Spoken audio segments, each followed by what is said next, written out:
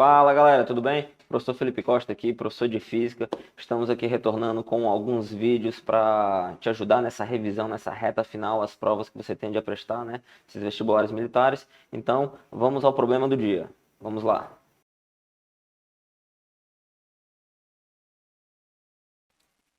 Bom, vamos então ao problema proposto, tá? Temos aqui uma figura geométrica, que é um quadrado, lado A. A corrente chega aí pelo ponto A e ela sai pelo ponto B. E aí ele quer saber quanto é que vale a intensidade do campo magnético no centro dessa figura, ok? É interessante você observar que de A até B temos dois caminhos. Então essa corrente ela vai se dividir. Como os caminhos são diferentes, então ela não se divide igualmente. Daí eu vou colocar o valor de uma corrente para cá, na qual eu vou chamar de I1. E eu vou colocar uma outra corrente para cá, na qual eu vou chamar de I2. Perceba que os caminhos, esse comprimento vale A, esse comprimento aqui vale A, esse comprimento vale A, esse comprimento vale A. Então, utilizando a regra da mão direita, temos aqui, ó, corrente, campo. Então, essa corrente gera um campo magnético entrando aqui nessa região. E aí eu vou escrever esse campo como sendo X B2, tá bom? Aí eu tenho essa outra corrente aqui, vou colocar ela até de vermelho para a gente diferenciar os campos. Então, I1, essa corrente I1, ó, corrente, campo movimento circular pela regra da mão direita, ok? O polegar é a corrente, esse movimento circular, mão direita.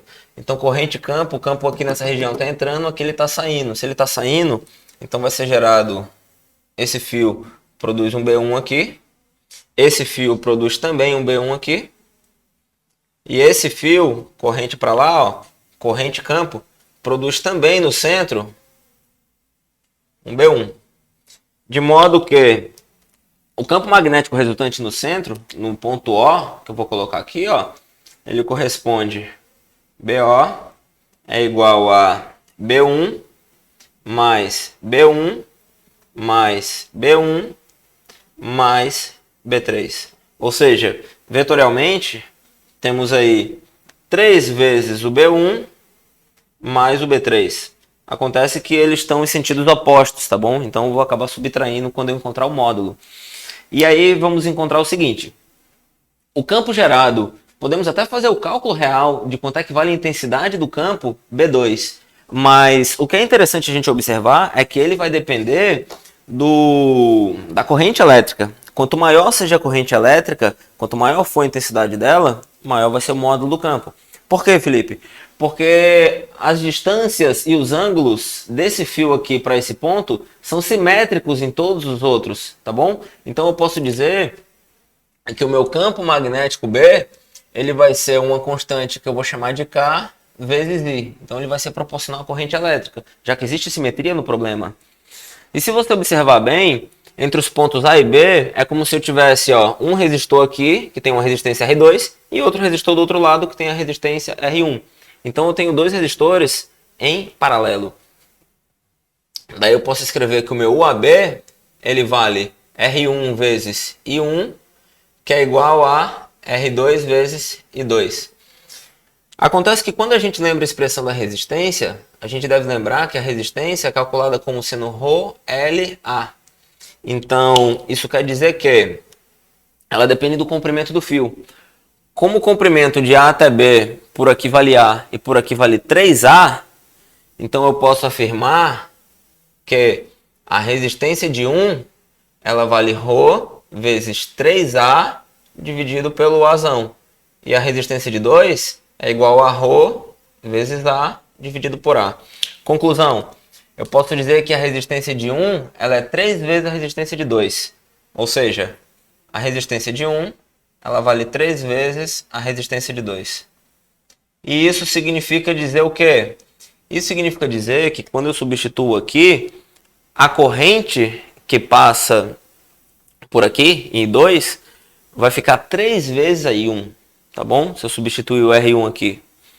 Então, já que a corrente elétrica em 2, ela vale 3 vezes a corrente elétrica em 1, não é difícil você perceber que a intensidade do campo magnético, como ele depende da corrente, a intensidade do campo 2 ele vai ser 3 vezes mais intenso que o 3.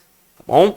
Então, eu vou poder dizer o seguinte, se eu for escrever o módulo para essa expressão aqui, ó, eu vou tirar os vetores, como eles estão em sentidos contrários, vai ficar 3B1 menos B2, ok? Então, o B0 vai ficar igual a 3 vezes K e 1 menos K e 2. Acontece que a minha corrente I2, ela vale 3 vezes a I1. Então, isso aqui vai ficar, ó, 3K e 1 menos K, no lugar do I2 eu vou colocar 3 e 1. Observe que essas grandezas são iguais, então eu vou simplificar de modo que o campo resultante no centro dessa figura, ele simplesmente é nulo, ok? Devido à simetria do nosso problema, então o campo resultante é zero. Felipe, é só porque é simétrico? Galera, eu fiz aqui para um quadrado, mas eu poderia fazer para um polígono qualquer. Eu poderia fazer para um círculo, para um polígono de N lados, para um polígono de hexágono, enfim. E Felipe, essa corrente aqui, ela não gera campo magnético aqui no centro? Cara, se você lembrar a expressão de Biot-Savart, a gente tem o seguinte, ó. O B, ele corresponde à integral ao longo do fio de μ0i dl versus R dividido por R ao quadrado. Então, tenho 4π aqui, tá? 4πr ao quadrado. Basta você lembrar que o dl e o r, eles aqui são paralelos. Então, o produto vetorial, quando eles são paralelos, vai dar nulo, né? Vai dar zero. Seja eles no mesmo sentido ou sentidos opostos. Porque vai ficar módulo de um, módulo de outro, vezes o seno do ângulo entre eles. E o seno sendo zero, então dá zero aqui também, porque eles estão alinhados. Ok? Então eu vou ficando por aqui, espero ter te ajudado.